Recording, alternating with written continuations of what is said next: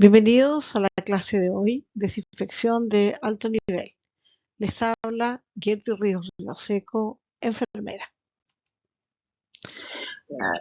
Antes de iniciar la desinfección o lo que vamos a hablar de desinfección de alto nivel, vamos a conversar un poquitito de los enemigos a los que nos vamos a enfrentar.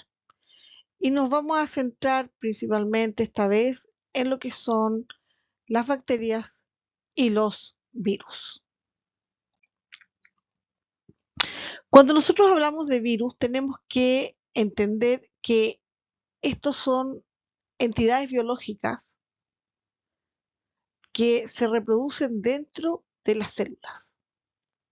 Esto es muy interesante porque con este antecedente nosotros podemos deducir de que si nos llega algún instrumental que esté contaminado con un virus, si es que no hay células en ese instrumental, estos virus rápidamente dejarán de existir, porque no tienen cómo reproducirse, pues usan la maquinaria de la célula para poder hacerlo ellos. En relación a la estructura de los virus, ¿qué les puedo contar? Lo primero que nosotros tenemos que entender es que en su interior existe una partícula viral. La partícula viral es equivalente al núcleo de nuestras células, es equivalente al material genético. Y los virus se caracterizan por tener o ADN o por tener ARN. Nunca pueden tener ambas cosas, porque la vez que tengan las dos cosas no van a necesitar entrar en una célula. Hay algunos virus que se llaman retrovirus, que son capaces de convertirse de ADN a ARN y de ARN a ADN en diferentes tiempos. Pero aún así no son capaces de tener ambas formas. La cápsula es la estructura proteica que va a rodear a este núcleo viral y va a proteger al ácido nucleico. Y la envoltura, que es muy importante para nosotros, es quien rodea al virus. Hay algunos que tienen esta envoltura lipídica y hay otros que no la tienen. ¿Cuál es la importancia? La importancia es que si tienen la envoltura lipídica, nosotros los podemos eliminar solo con agua y jabón. No necesitamos nada más y vamos a ser capaces de eliminarlo. ¿Cómo vamos a clasificar los virus? A nosotros nos interesa mucho saber cuáles son los virus con envoltura lipídica y cuáles son sin envoltura lipídica. Y fíjense ustedes que los que tienen envoltura lipídica son los más graves. El COVID, ¿no es cierto? El coronavirus, virus responsable de generar el COVID-19, el hepadnavirus o virus de la hepatitis B, que también es muy importante, y el VIH. Se fijan que son virus que producen enfermedades graves. Sin embargo, nosotros al saber que tienen una envoltura lipídica, podemos concluir que solo con agua con detergente los vamos a eliminar. ¿Cuál es el mensaje entonces? Cada vez que usted reciba un material contaminado con coronavirus, con virus de la hepatitis B, con virus de la inmunosuficiencia humana y usted sabe que viene contaminado con eso, por lo tanto le produce susto, no se asuste, solamente lo toma y lo sumerge en agua con detergente. Y la envoltura lipídica se va a disolver y por lo tanto el virus no va a tener ninguna posibilidad de penetrar a alguna célula para reproducirse. Más complejos son los virus sin envoltura lipídica. Afortunadamente acá tenemos al rinovirus o virus del resfriado común. Claro que tenemos también el virus de la poliomielitis, el virus del rotavirus, que también es bastante común, virus de la rabia. Entonces, ¿qué es lo que nos pasa con esto? Nos pasa que nosotros tenemos que aquí, después de lavar el ambiente, lo tenemos que desinfectar. Y aquí cobra la desinfección una vital importancia. Bueno, a continuación vamos a explorar el mundo de las bacterias. ¿Cómo son las bacterias? Las bacterias son microorganismos celulares de más o menos 5 micrones. Son microorganismos procariotes, ¿ya? Es decir, no tienen un núcleo definido, tienen un ADN circular, un ARN que se confunde aquí con este ADN. Tiene además otro material genético que se concentra en los plásmidos. Los plásmidos son capaces, ¿no es cierto?, por bipartición, convertirse en dos y a través de un pilisexual pasar a otra célula y dar, ¿no es cierto?, esta información de resistencia. Por ejemplo, si esta célula es resistente a las penicilinas, a través del pilisexual, a alguna célula que sea sensible, es capaz de pasarle esta resistencia. Entonces, no es solamente la descendencia, sino que también es en paralelo. Eso es bien importante. Tanto el flagelo, ¿no es cierto?, como los hilos que pueden haber, son accesorios que les permiten desplazarse. Y tienen, ¿no es cierto?, esta pared celular que les va a entregar una conformación especial. Las bacterias, según la forma, las vamos a clasificar en cocos, en bacilos y en espirilos, ¿no es cierto?, o espirales o espiroquetas. Esto también a nosotros nos va a dar indicativo de sensibilidades y nos va a permitir saber, por ejemplo, que solo los que son bacilos son capaces de formar esporas. Entonces son aspectos importantes la forma. Los cocos, por ejemplo, cuando están de dos, son diplococos, ¿ya? Y si nos encontramos con diplococos, podemos pensar perfectamente en que el paciente puede tener una meningitis. Pueden estar en forma, ¿no es cierto?, de cadena y ser estreptococos, o pueden estar en forma de racimos de uva y ser estafilococcos. Entonces ya no tenemos que estar pensando en estas bacterias en forma aislada, porque generalmente forman agrupaciones con su especie y con otras especies también.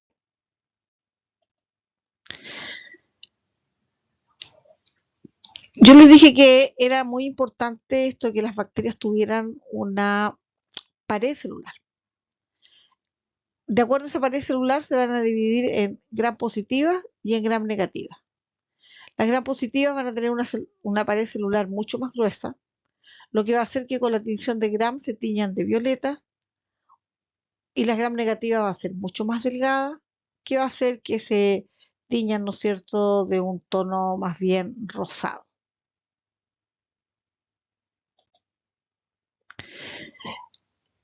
Esta forma, ¿no es cierto?, de la pared, este tamaño de la pared, confiere algunas características que son especiales. Por ejemplo, las bacterias gram negativas son menos resistentes al calor. En cambio, las gram positivas son mucho más resistentes. Las gram negativas son menos resistentes al secado. Es decir, ya sabemos, si queremos limitar, por ejemplo, la presencia de pseudomonas, tenemos que mantener seco. Las gram positivas, en cambio, son mucho más resistentes a los secados. Las gram negativas son muy resistentes a los químicos, por eso es que podemos encontrar una Burkholderia cepacia, que es gram negativa, adentro de desinfectantes reproduciéndose. No pasa lo mismo con las bacterias que son gram positivas. Y aquí hay un punto importante porque las bacterias gram negativas tienen lipopolisacáridos, que son, ¿no es cierto?, estas barritas verdes. En cambio, las bacterias gram positivas no las tiene. Estos no son lipopolisacáridos. ¿Qué es lo que es un lipopolisacárido? Es una sustancia que abunda en estas células capaces de generar una respuesta inmunológica. Entonces, por ejemplo, ustedes pueden tener un paciente con una pielonefritis producto de un Escherichia coli, y este paciente le dieron los antibióticos y empieza con fiebre, fiebre, fiebre, fiebre. ¿Qué es lo que es esa fiebre? Que las bacterias gram negativas, los Escherichia coli que habían en el cuerpo se murieron, pero dejaron volando estas colitas que habían aquí. Y al dejar volando estas colitas, estas van a desatar una respuesta inmunológica tan grave que va a terminar atacando su propio cuerpo. Va a partir con falla multisistémica, es decir, se va a generar una sepsis. Entonces, es tremendamente importante que nosotros sepamos cuando estamos frente a bacterias gram negativas o gram positivas en la clínica, porque eso va a ser un factor predictivo. Y en tanto que nosotros hacemos la esterilización, nosotros tenemos que hacer énfasis en la etapa de lavado, de manera que tanto bacterias como restos de estas bacterias que puedan existir sean eliminados. ¿Y cuáles son nuestras bacterias gram negativas?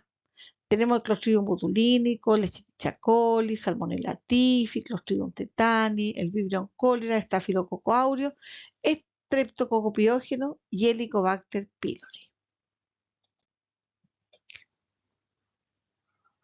¿Cómo se comportan los microorganismos en relación a los métodos de desinfección y esterilización? Bueno, por acá, ¿no es cierto?, tenemos los menos resistentes. Tal como lo anticipamos, ¿cuáles son los que son menos resistentes? Es decir, que lo eliminamos con agua y jabón. Todos los virus que son envueltos, estos virus medianos, de la hepatitis B, de la influenza, el SARS-CoV-2. Entonces, todos ellos sí se van a poder eliminar solo con agua y jabón. Luego, ¿no es cierto?, va subiendo la resistencia a las bacterias que son gram positivas. Luego virus grandes que no o no envueltos, ¿ya? Luego tenemos bacterias que son gram negativas. Luego tenemos los hongos, los virus pequeños que no son envueltos. Fíjense que va aumentando esta resistencia. Y aquí en este escalafón tenemos a los Mycobacterium, que representan el Mycobacterium un antes y un después. ¿Por qué razón? Porque hasta aquí, cuando hay Mycobacterium, yo puedo eliminar con desinfección de alto nivel. Pero si ya estamos en presencia de esporas bacterianas o de priones, no podemos eliminar con la desinfección de alto nivel, sino que tenemos que pasar inmediatamente a esterilización. Cuando hablamos de estas esporas, nosotros tenemos que entender, comprender, recordar, ¿cierto?, de que existen solamente 7 esporas que son patógenas. Y aquí tenemos el Clostridium botulínico, el Perfringens, el Difficile, el Tetani, el Cereus, el Turgensis y el Anthracis.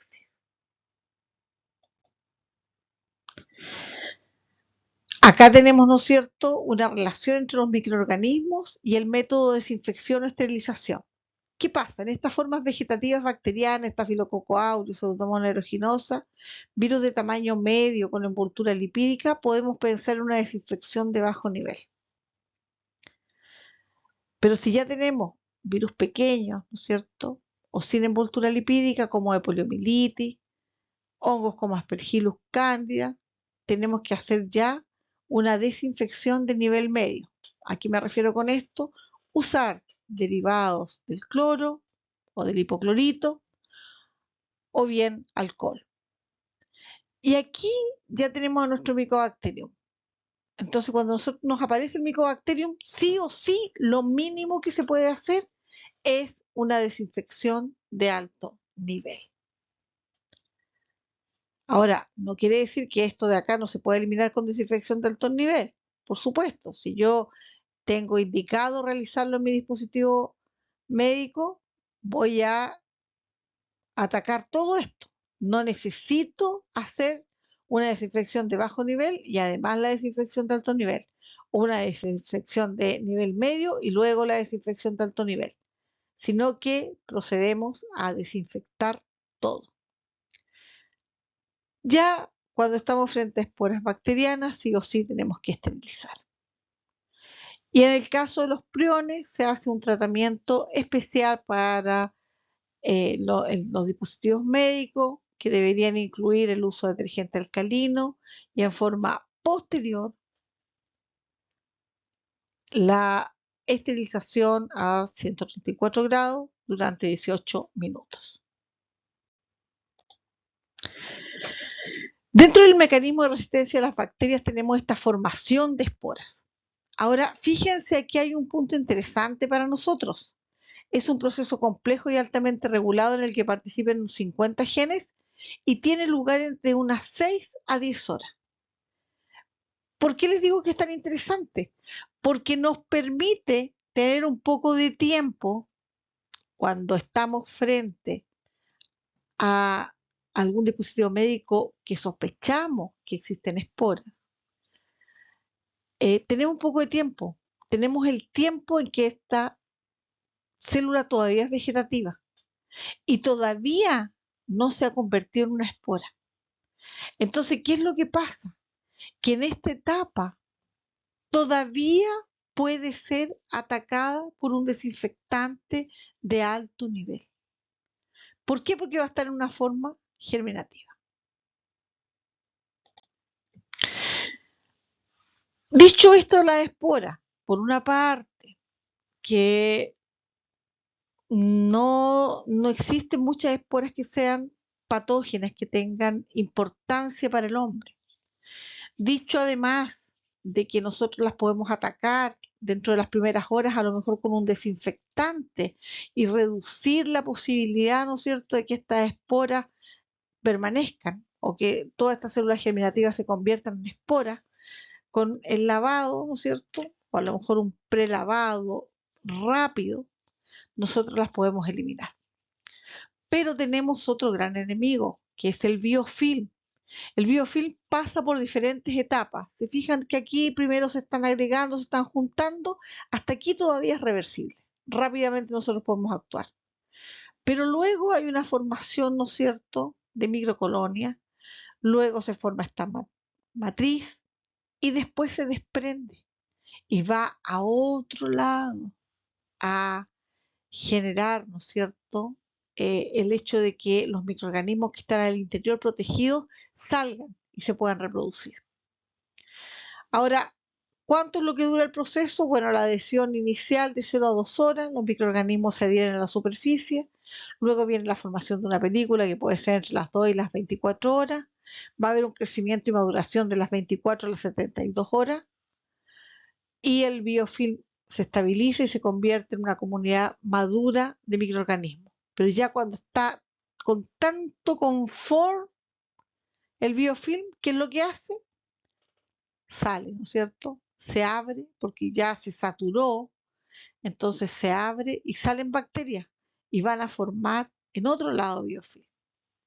¿De qué es lo que va a depender la formación de biofilm? Del tipo de microorganismo. Hay algunos microorganismos que son adictos a formar biofilm. ¿Como qué cosa puede ser? La pseudomonas aeruginosa. También, ¿no es cierto?, tenemos que tener en cuenta que hay otras bacterias como el Escherichia coli que no tienen la facilidad para formar estas colonias, este biofilm, ¿ya? Por lo tanto, va a ser más difícil que encontremos este microorganismo en esa zona. La superficie, fíjense ustedes que los plásticos y los metales favorecen la formación del biofilm. En cambio, el vidrio y la cerámica las inhibe. Las bacterias tienen mecanismos de resistencia intrínseca, o sea, propia de ellos. No es que venga desde el exterior. Y en este caso les quise traer a colación los micobacterios. ¿Por qué? Porque algunos de ellos desarrollaron una alta resistencia al glutaldehído. Entonces, es ahí donde aparece el ortoftaldeído como una solución, porque no existiría este mecanismo de resistencia, por lo menos hasta ahora.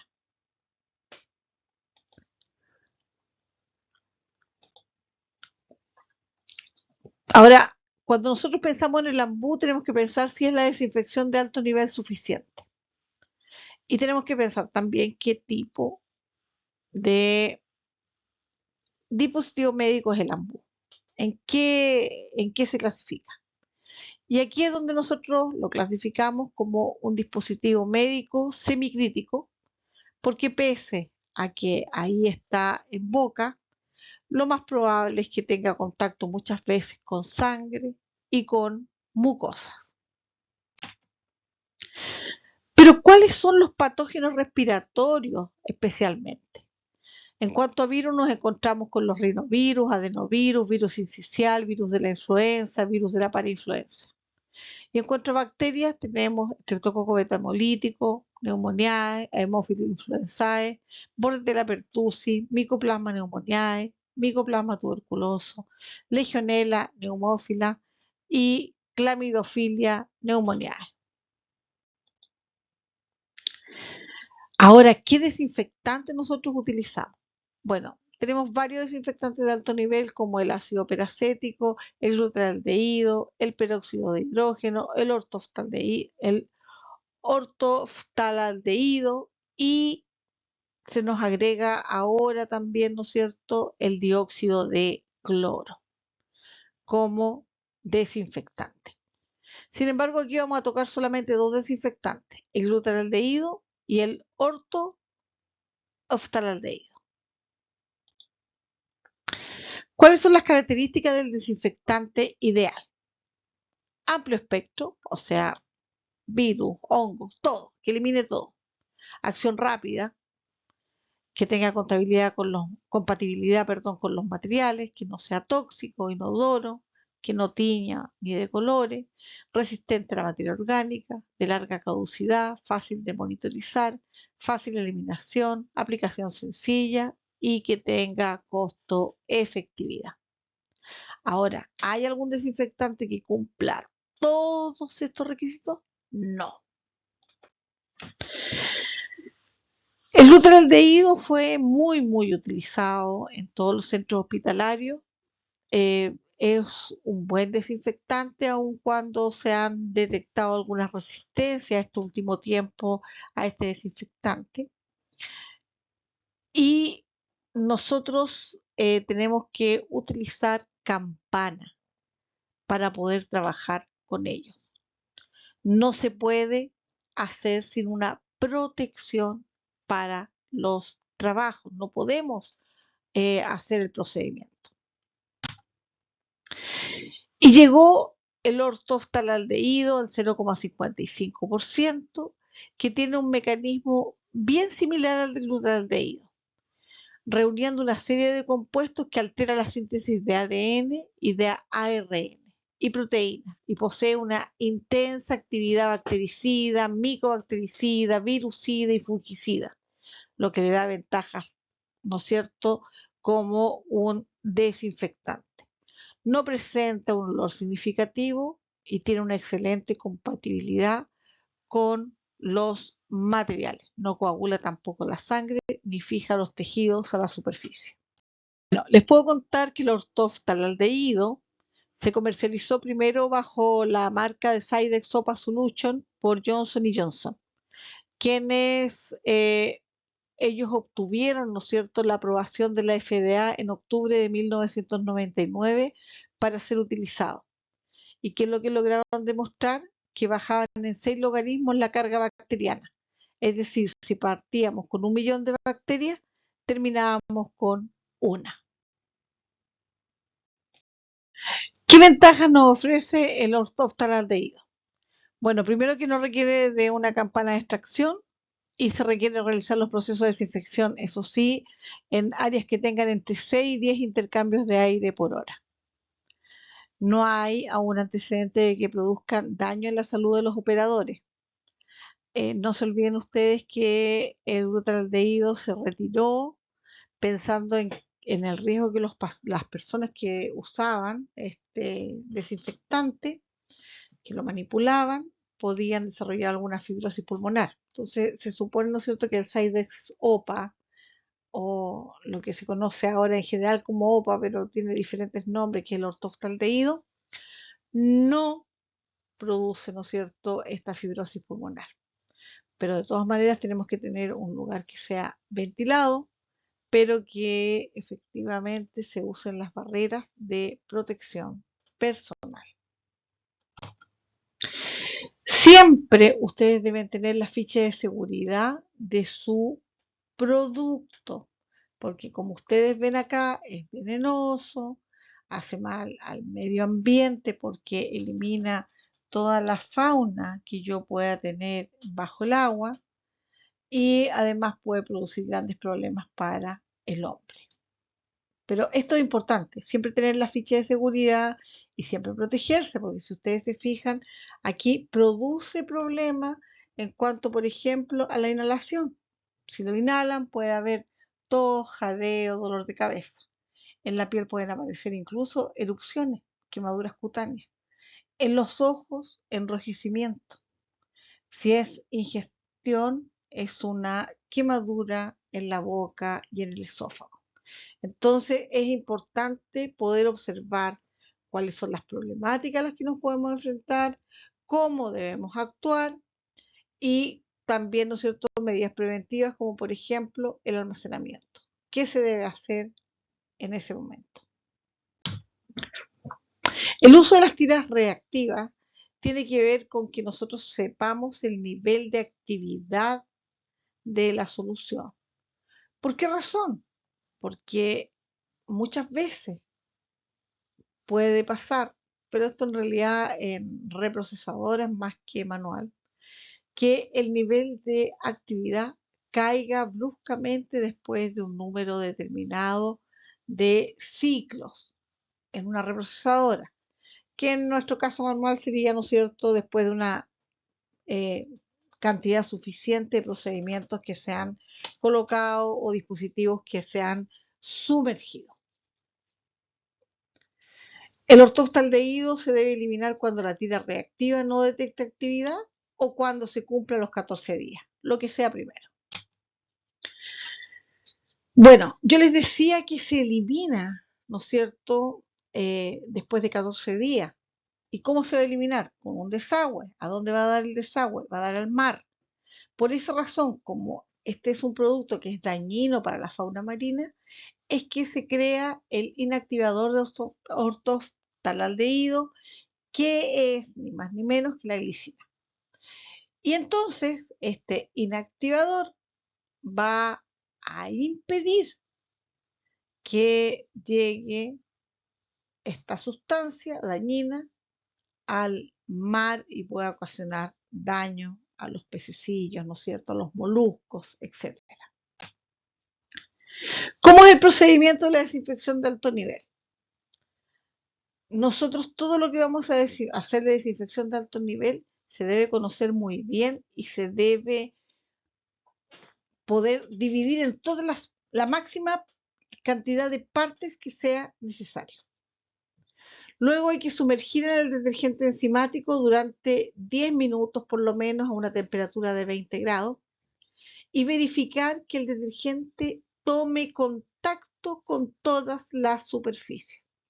De modo, ¿no es cierto?, que si yo esta silicona la voy a lavar, tendría que además tener contacto no solo con la superficie externa, sino que también con la superficie interna. Luego nosotros tenemos que enjuagar muy bien con agua corriente y después tenemos que secar este dispositivo médico con paños que no generen pelusa o con aire, ¿no es cierto?, que proviene de un compresor que puede estar con filtro o bien es aire medicinal. Es muy importante esta etapa porque debemos recordar que lo que está sucio no es posible desinfectarlo por mucho que se coloque, ¿no es cierto?, un producto que está sucio adentro del esterilizador, no me garantiza que se van a eliminar todas, ¿no es cierto?, las bacterias existentes. Lo mismo pasa con la desinfección de alto nivel. Y después de lavarlo, ¿qué es lo que hacemos? Con una técnica que es estéril, es decir, usando guantes estériles, se retira el dispositivo médico de la solución desinfectante y ya, ¿no es cierto?, ya se había enjuagado, por lo tanto, ahora nos volvemos a hacer un cambio de guante y con nuestros guantes estériles, ¿qué es lo que hacemos? Lo armamos. El empaque y el registro es muy importante. Cada centro debe considerar el uso de una cubierta estéril apropiada para preservar la desinfección del artículo. Por otra parte, es muy importante tener un documento donde se registre el procedimiento, de modo que si existe algún problema, exista la constancia de quién realizó. Nosotros le colocamos hasta el root del paciente que originó este tipo de dispositivo. Importante para la mejora continua que el procedimiento se evalúe. Siempre eso es muy importante. Por eso tenemos que contar con un protocolo actualizado que describa paso a paso el procedimiento a realizar. Y este no solamente tiene que estar confeccionado, tiene que ser difundido entre el personal y a lo mejor colocar, ¿no es cierto?, algunas ideas fuertes, ideas con fuerza o partes que no puede olvidarse el personal de realizar y eso sociabilizarlo con ellos colocando un afiche. Ahora, se debe evaluar el procedimiento utilizando una o más de estas opciones, como puede ser el test de bioluminiscencia o test de proteínas posterior al lavado, las pautas de supervisión que evalúen la ejecución del procedimiento, cultivos aleatorios del material sometido a desinfección de alto nivel. ¿Ya? Lo importante es que el proceso se evalúe, porque si se encuentran desviaciones, se debe desarrollar un plan de mejora que puede incluir capacitaciones, confección de informativos, desarrollo de videos por parte del personal, etcétera. Hemos llegado a las conclusiones, donde la ausencia de infecciones asociadas a la atención de salud depende de la excelencia de los procedimientos de desinfección de alto nivel que ejecutamos. Un procedimiento correcto debe ser estandarizado para que sea fácilmente replicado. Y en el contexto de la mejoría continua, se debe evaluar los procedimientos de desinfección de alto nivel ejecutados por el personal y elaborar estrategias de capacitación y supervisión. Muchas gracias.